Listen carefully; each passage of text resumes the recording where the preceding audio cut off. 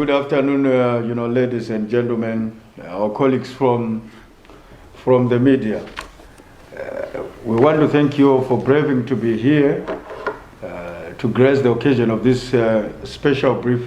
Like we indicated last week, that every Monday we'll be giving you a special brief from this home of the revolution, the Zanu-PF headquarters, where you have an opportunity to interface and interact with the acting spokesperson of the party, Comrade Patrick Chinamaza. So we thank you, the few that have come, and I must acknowledge Comrade Chef.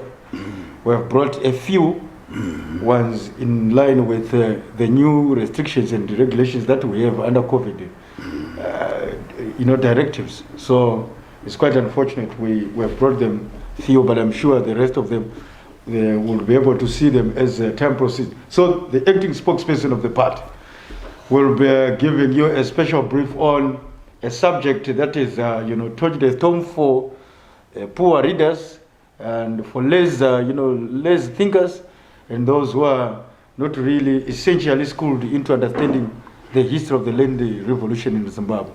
So it's a myth buster. You'll be dealing with the myths that have surrounded discussions across the length and breadth of the country on the compensation issue with regards to the land and the developments thereof. So without wasting much of his time, Comrade Spokesperson, it is over to you, sir. No, thank you very much. I want to welcome once again members of the Fourth Estate who have braved to come to this press conference.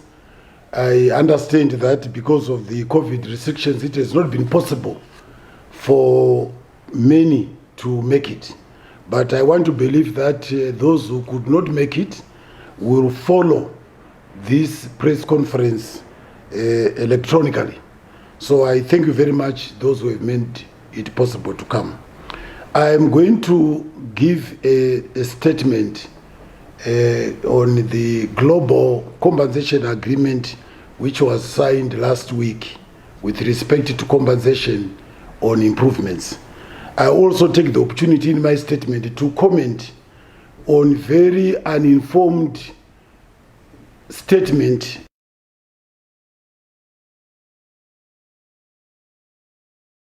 by Julius Malema of South Africa. Before I read my statement, I felt that I should make reference to the events that took place or preceded the 31st July. As all of you are aware, over the last 6 months or so, the MDC Alliance has been organizing to put hooligans and foreign trained agents onto our streets with the aim to inflict violence and cause mayhem on the people of Zimbabwe. And the aim, of course, was that this would destabilize our republic. And the intention was to repeat what they did on the 1st of August 2018 and also on the 14th to the 16th January last year. Essentially to cause violence with a view to achieving regime change. All this, of course, is not of their own making. They are just agents. They are just agents of foreign interests who have never forgiven us for the revolutionary stance that we took on the land issue. So I thought I should take this opportunity to thank our people, the Zimbabwe people, for heeding our call to remain peaceful. Your behavior was exemplary. And as we go into the future, please never become complicit to agents and merchants of violence who want to turn our country into Libya. See what is happening in Libya. We should never be complicit to any machinations that want to turn our country into a Libya. It's not a one-day wonder. Once you destabilize, once you don't have peace, you destabilize your revolutionary progression.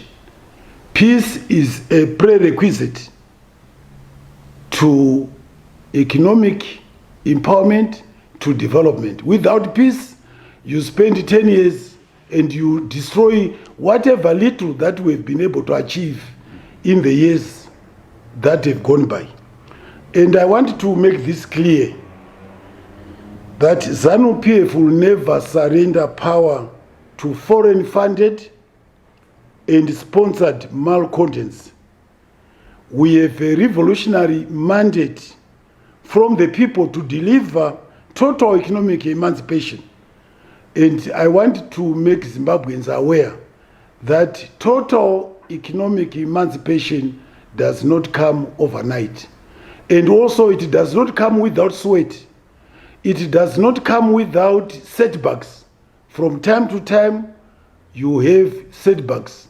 But as a revolutionary party, we remain focused on our goal to achieve total economic emancipation for our people.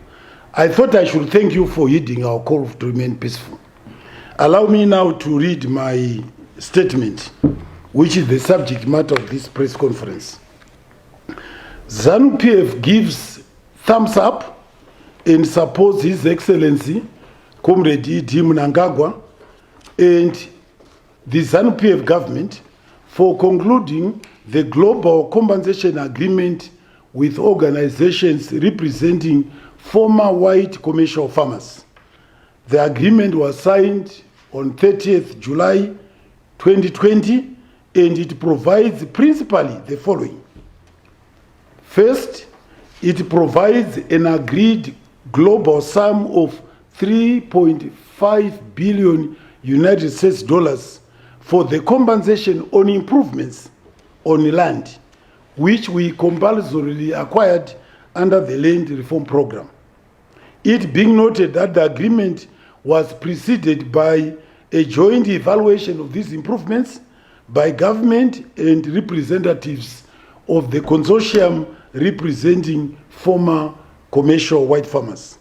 The evaluation exercise has not been an overnight thing. It took many years of building trust and confidence between government and farmers' organizations. Secondly, this global compensation agreement provides a measured time frame within which the debt is to be liquidated. It also provides modalities on mobilizing the necessary resources locally and globally to pay compensation for the improvements.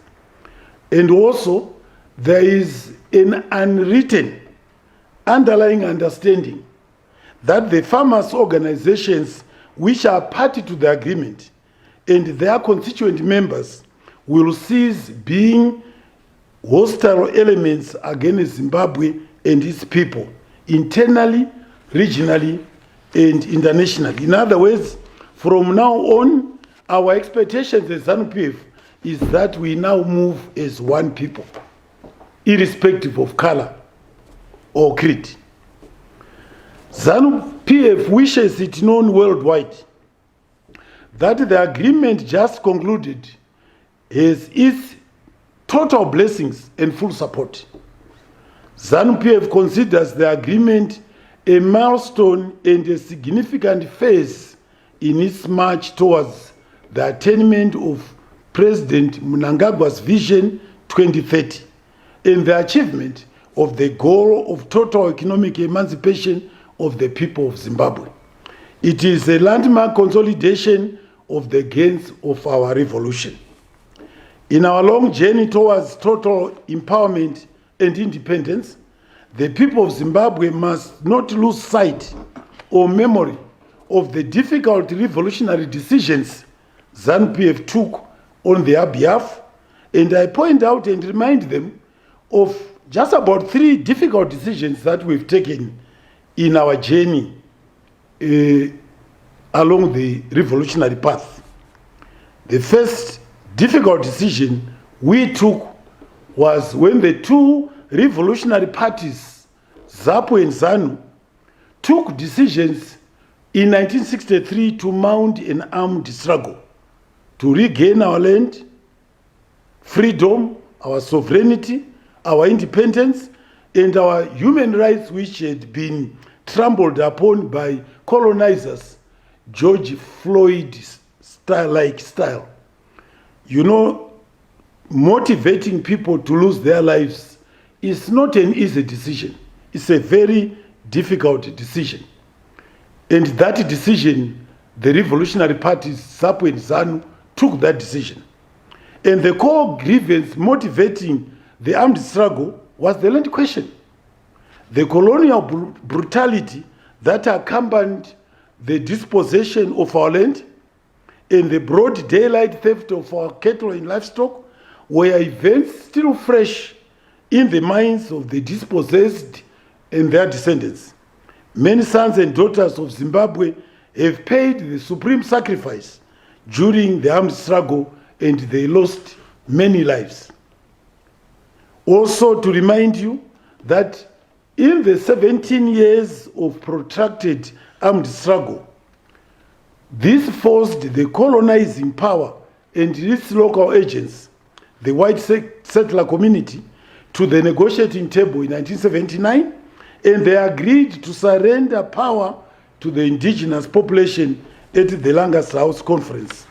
At this conference, the liberation movements, ZANU and ZAPU, under the banner of the Patriotic Front, and following undertakings by the British and the USA governments to make resources available for compensating white settler farmers for the land, we agreed, again, took a very difficult decision. We agreed as revolutionary parties to take a step back, maybe two, to postpone resolution of the land question for 10 years after independence, during which time the British and the American governments were to provide resources for the acquisition of land for resettlement purposes on a willing seller, willing buyer basis. Come the expiry of the 10 years in 1990, the willing buyer, willing seller is a basis for redressing a historical injustice had failed to achieve the intended purpose. When Zimbabwe called upon the British government to make available the resources, the conservative government, I must point out, first under Prime Minister Margaret Thatcher and then under Prime Minister John Major, cooperated and reached an understanding on a time-framed agreement to provide the resources to allow for payment of compensation for both land and improvements under a scheme of compulsory acquisition of land. And constitutional amendments were actually effected along those lines to align our constitutional position with the promises that we were being given by the conservative governments. But the conservatives lost an election, and British Prime Minister Tony Blair, the leader of the Labour Party, reneged on this agreement, and instead, under the Westminster's Foundation, founded and funded the MDC with the primary and sole purpose to oppose the land redistribution program and to effect regime change. This was a very sad situation where you have governments reneging on promises and undertakings made by their predecessors. And I need to point out here that in our case, when we took over at independence, we honored the commitments made by Ian Smith government, including commitments that had to do with military hardware which had caused havoc in our camps, the aeroplanes, the bombs. We honored those commitments. But here we have a British Prime Minister deciding not to honor the commitments made by the conservative government. And it's a sad chapter in the history of the British. So following the British reneging on their commitments, our revolutionary party, Zanu-PF, took again an important and difficult step in our struggle for total and complete economic emancipation and freedom of our people. Zanu-PF took a decision to compulsorily acquire in excess of 11 million hectares of land for redistribution to the landless and to pay compensation for improvements only and not for land. When Zanu-PF took this revolutionary decision, we all sighed and said, and I want to quote, "We have crossed the Rubicon and damn the consequences." Indeed, the consequences were still soon to follow. In reaction to the revolutionary decision, two groups emerged from our midst and trooped and globe-trotted to the Western capitals, including the white Commonwealth countries, Australia and Canada. And these two groups which emerged from our midst to globetrot are, firstly, the farmers' organizations, in particular the Commercial Farmers Union of Zimbabwe and the Southern African Commercial Farmers Alliance, Zimbabwe. The Southern African Commercial Farmers Alliance is mostly in the southern part of the province of Zimbabwe, to do with farmers who are into livestock farming. These two organizations went abroad and asked for two things from their kith and kin. They asked that there be military invasion of Zimbabwe to stop and reverse the land redistribution program, which we had embarked upon, which had been embarked upon by the Revolutionary Party, Zanu-PF. And they also said, if that failed, please impose sanctions so that you make, and I quote, you make Zimbabwe's economy scream. Tony Blair contemplated military invasion, and I want to put this in public for the public record. Were it not for former President Mbeki, who intervened by way of refusing military bases for the invasion of this country would have been attacked by Blair. So President Thabo Mbeki, we thank him for saving our people. As a reaction, Mr. Blair persuaded the European Union and the white Commonwealth countries and the United States to impose sanctions on Zimbabwe. These sanctions remain to this day. As they globe-trotted the storyline of the Commercial Farmers Union and the South African Commercial Farmers Alliance Zimbabwe, to their kith and kin was, and I quote, "Our land has been stolen by the natives. Help us to regain our land, and please teach the natives a big lesson." Another group which emerged in reaction to our revolutionary decision to embark on the land reform program was the MDC, which was founded and funded by the Westminster Foundation, and it also took to the skies and globe-trotted to Western capitals, asking for military invasion against the people of Zimbabwe, and also demanding imposition of sanctions in order to stop and reverse the revolutionary land redistribution program. The MDC storyline, as they globe-trotted, was, and I quote, "Our master's land has been stolen by our fellow natives. They are bad people, these fellow natives. Help us to restore the land stolen to our masters." The conclusion of the Global Compensation Agreement is therefore, in our struggle, a giant step of historic proportions towards consolidation of the gains of our revolution. And I say so in these respects.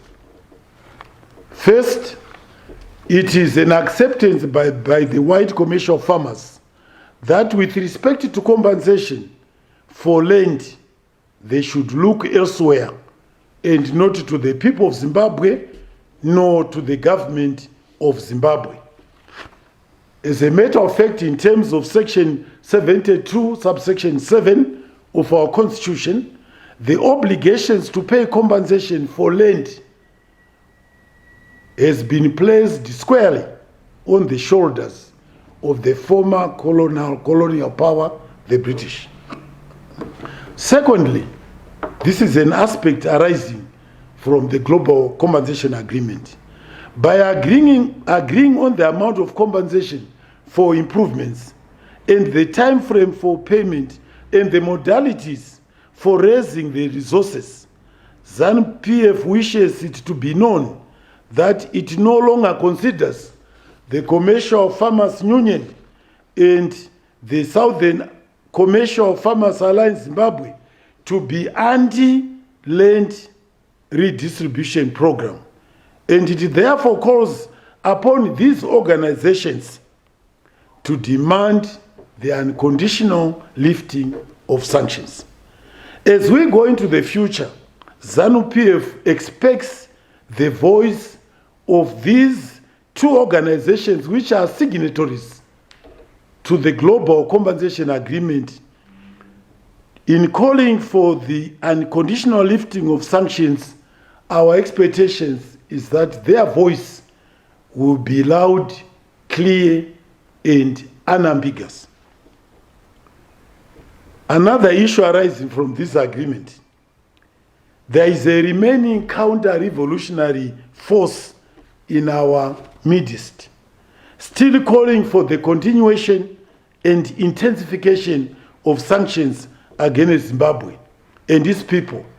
And this counter-revolutionary force is the MDC Alliance and its running dogs in the NGOs and evil societies affiliated to it.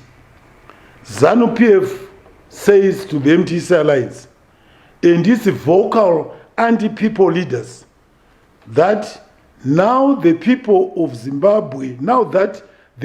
Zimbabwe have reached a settlement with your masters, what still remains your cause? Why are you still in the trenches on behalf of your masters? We have reached an understanding with your masters. Please come out of the trenches, And we are calling upon you, the remnants of the splitting MDC alliances, to do one and only one patriotic thing in your lives. Please call for the unconditional lifting of sanctions against our people. I cannot conclude this press conference without making a comment on the noises from south of Limpopo, coming from none other than the G40 aligned EFF led by Julius Malema. Unhappily, he has swallowed hook, sink, and line the misinformation and disinformation fed to him by G40 labels who are exiled there, and whom I must point out are rebels without a cause. For the education of Mr. Malema and his moribund band, they must know that firstly, they are not Zimbabwe's official opposition party. We have enough headache from the foreign recruited and funded MDC opposition and these foreign funded NGOs who, for the information of the public, foreign funded NGOs in this country number in excess of 5,000. And this is in a country, a small country such as ours, which has a population of not more than 15 million, I beg your pardon. So it's very clear we are not short of enemies by reason of our revolutionary stance on behalf of the people and all oppressed people of the world. So we said to Julius Malema, don't add the EFF to the list of our enemies. We have one too many enemies. Mr. Malema, you have a tendency of using your loud mouth to speak on subjects you know nothing about. You have not bothered to read our constitution. For the record, our current constitution was approved in a national referendum and by Parliament in 2013. Zanu-PF, for the information of Mr. Malema, the current in bringing about the current constitution, both in terms of campaigning during the referendum and approval in Parliament, Zanu-PF and the MDC collaborated in that endeavor. But as soon as the MDC lost the 2013 harmonized elections, the neo-colonial mentality of the MDC reasserted itself, and they lost their memories, and they retained calling for the continuation and intensification of illegal sanctions to achieve regime change and a reversal of the land redistribution program, forgetting that the policy of the land question had been entrenched in Section 72 of our Constitution. We have photographs, which I will not disclose now, when they globe-trotted Chamisa and Mbeki to the United States, the U.S. Foreign Relations Committee, meeting Mr. Jeff Flake, chairman of that committee, calling for the intensification of illegal sanctions against Zimbabwe. We take this as one of many setbacks, one of many pitfalls that our revolution has had to encounter. And as I pointed out before, in a revolution, sometimes you take one or two steps back. A revolutionary path is never a straight line. And the biblical trek of the Israelites from Egypt to the promised land, New Canaan, epitomizes a great many revolutionary journeys. There are those who would not take or suffer the pain and deprivations encountered on the journey, and they wanted to go back to oppression. In the case of the Israelites, to Egypt. In the case of our MDC, they wanted to go to Rhodesia. They are so young that they don't even know what oppression was in Rhodesia. So clearly, they have no yardstick by which they can compare. They were so young, they don't know what people of my generation went through. But anyway, they make the cries, and their education has not helped them to read history correctly. And obviously, even if they are given the books, they don't want to read anything of the sort. So perhaps unwittingly, the EFF under Julius Malema's leadership wants to take the people of Zimbabwe back to the era of oppression. In the case of the cause of black South Africans, the EFF, by breaking ranks from the ANC, has helped to undermine the cause of the revolution of black South African people. And I want to say this to Mr. Julius Malema. Making inflammatory speeches and donning red worksuits and berets do not make a revolution.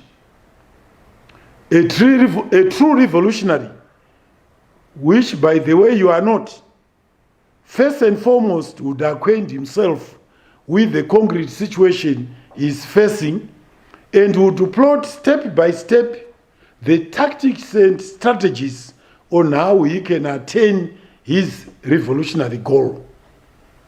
By breaking ranks from the ANC, and we don't know who is funding you, you temporarily destabilized and weakened the black South Africans' march towards total economic emancipation and independence.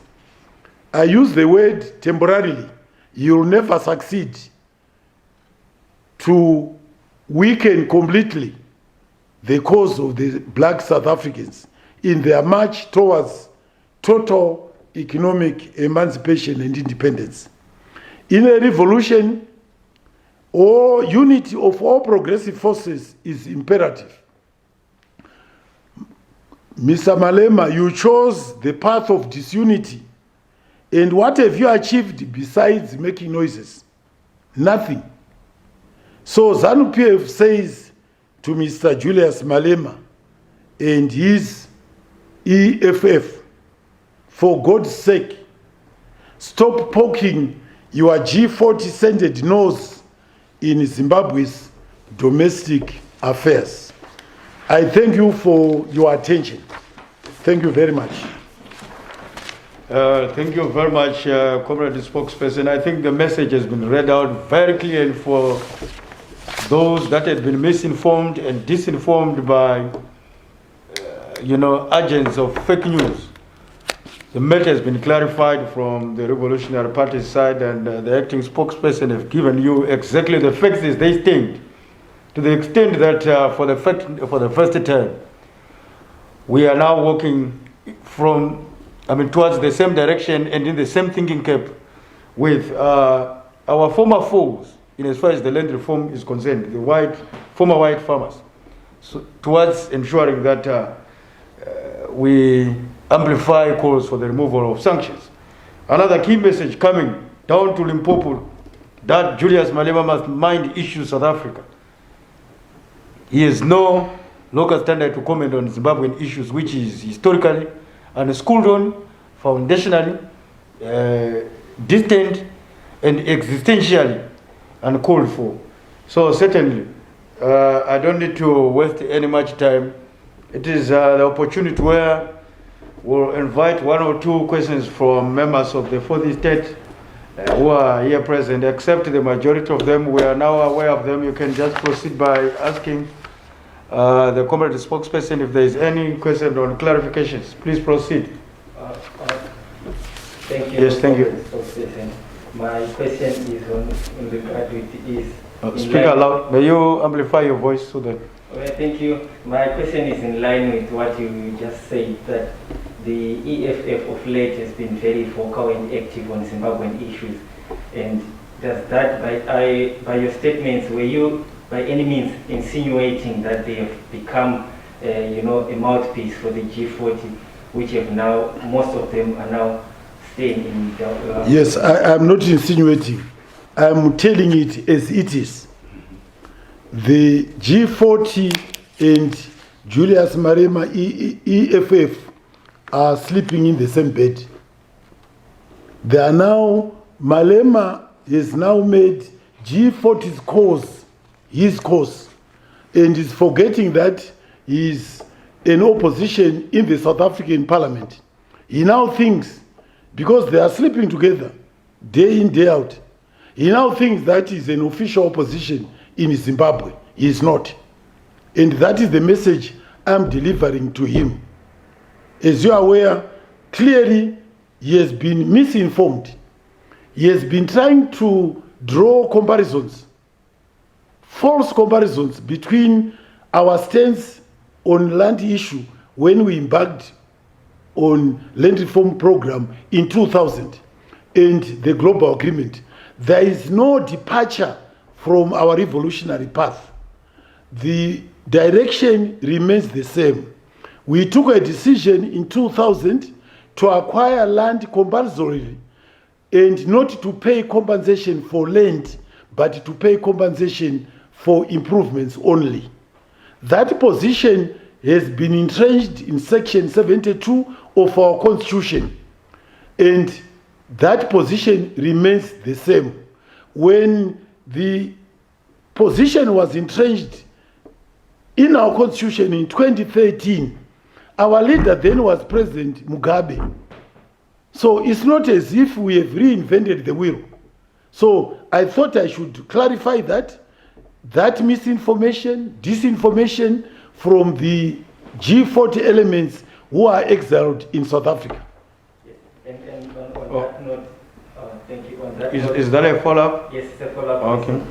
Yes, on that note, we understand that the EFF as an opposition party in South Africa are yet to fully contribute towards a land reform exercise down there in South Africa, but already they are commenting on issues in Zimbabwe. What does that make of Julius Malema? Yes, I make a point here that when he is a revolutionary and he pretends he is a revolutionary, he wants to himself to be known. This is why he wears worker suits, red suits, beret. They even go to parliament, I believe, wearing workers' suits. You understand? He wants to be known as a revolutionary. But I'm giving him a bit of advice. A true revolutionary is not just about making inflammatory speeches. It's not just about making noises. A true revolutionary will sit down, understand the prevailing concrete situation, and then build alliances, work out strategies and tactics on how you can achieve your revolutionary goal. Malema has no time for that. Maybe has never been schooled in any revolution. He must go back to the ANC to learn and to be told how revolutions are effected.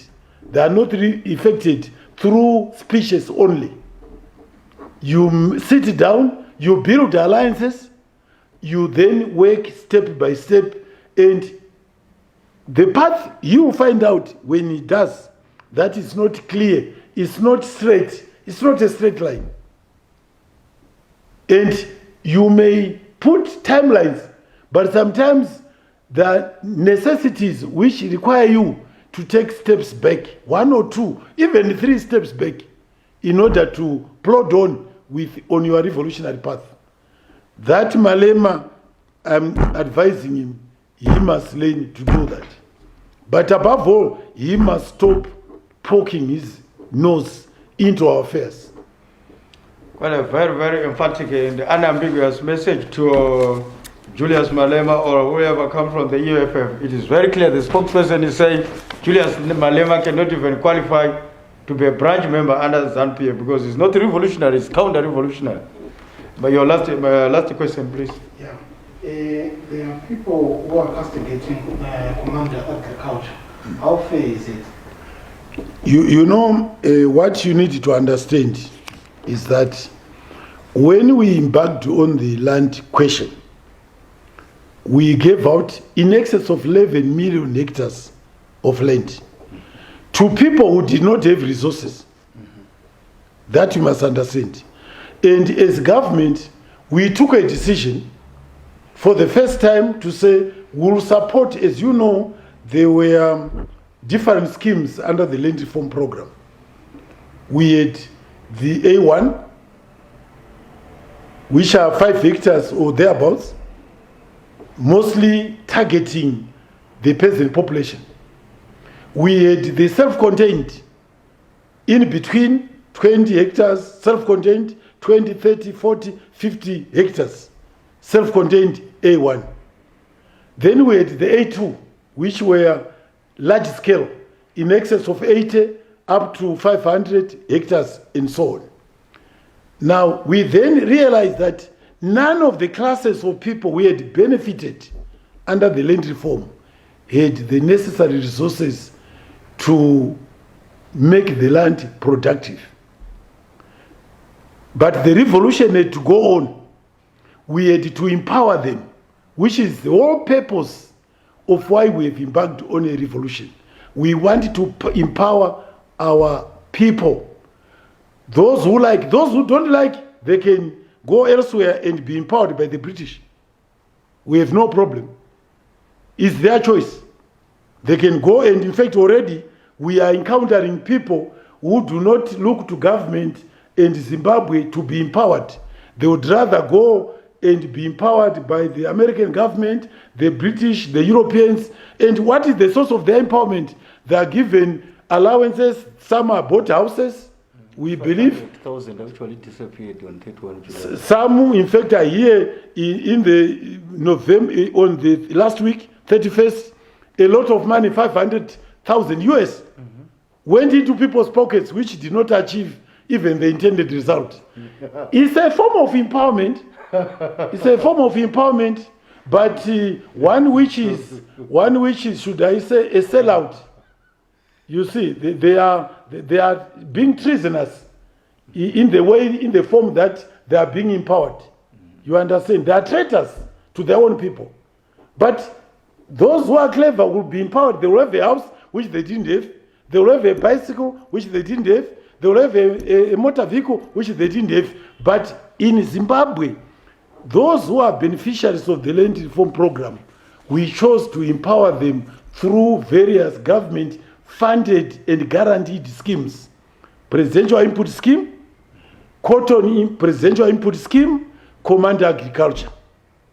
And the Command Agriculture basically was on a basis that the farmers will pay. In the event that they failed, government guaranteed to pay the default on those inputs. That is how we propose to pay, and we don't apologize. And don't ask us to apologize. I understand now that the Command Agriculture is now being bankrolled by a bank under Smart Agriculture. During the past years, the banks were not supporting agriculture because they said there is no collateral. Of course, it was hypocritical on the part of our banks here. They said, we have no collateral, we are therefore not going to fund it, which is why the burden of funding agriculture is largely fallen on the government. But I say hypocritical on the part of the banks then, I don't know now, is that we are aware, Zanu-PF is aware that our commercial banks have been bankrolling white farmers who own no land, who are leasing from black farmers, and who therefore have no collateral. They are basically bankrolling them. So what it means is that they were not ready, the commercial banks here, they are not ready to empower the indigenous population. And in some respects, the indigenous population itself is not yet ready to be empowered. They don't know what empowerment is. They look at empowerment as being given sweets and beer. And they look for benefits which are overnight benefits. What we, Zanu-PF, is committed to doing is to educate our population that we are committed to empowering them. And on that one, we will not go back. We want this country, the economy of this country, to be in black hands, in fact and in spirit. We want to be like any normal economy worldwide, where 90% or so of the economy is owned by the indigenous population. That is the route we are going. And we are going to unfold many schemes to ensure that those who are willing to be empowered will be empowered. Those who choose to be empowered by the Europeans, we cannot stand in their way. But they should not criticize when they see the results of those who have empowered here are better than their own results. They feel that sleeping in hotels and holding workshops and being paid sitting allowances is empowerment.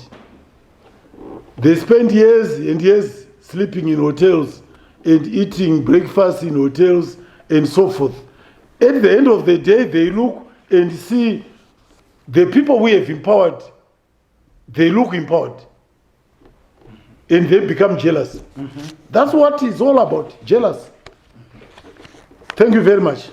Thank you very much, Comrade Spokesperson. Point quite very clear here. The party has no regrets for supporting indigenous patriotic business people in order to ensure that we survive our people and achieve total economic emancipation for our people. We have seen that so many times, Comrade Spokesperson, and I'm sure the public has been schooled on why it is imperative that we celebrate our successful business people.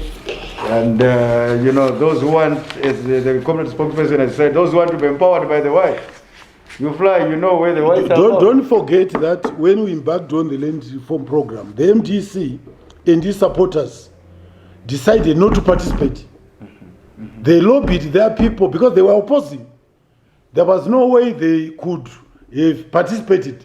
They decided and lobbied their people not to participate. And they did so on the instruction of the British and the Americans. Now, 20 years later, they realize they made a mistake.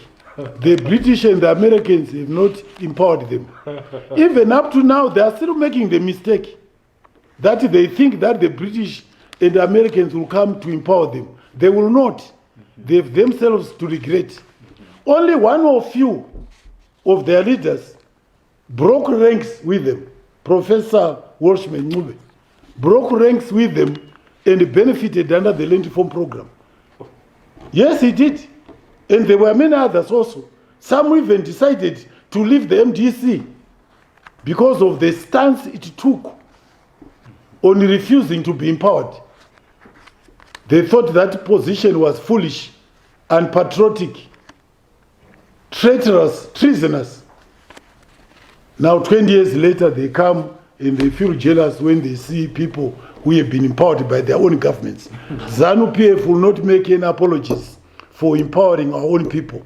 If we had the resources, we want the mining sector to be better organized. What we see currently is artisanal mining. We wish they were well equipped with machinery, appropriate technology to do proper mining. That's the way we want to do. And in all sectors, like I said, we want Zimbabweans to own this economy. And when we make this call, we make no apologies. When we adopt policies and we deploy resources to empower people to take commanding heights of the economy in tourism, in agriculture, in manufacturing, in mining, we make no apologies. Thank you very much. No need for any further explanation there. Thank you very much, Comrade Spokesperson. Thank you, members from the 4th Estate, for coming to grace this occasion. Thank you very much for coming. Thank you very much.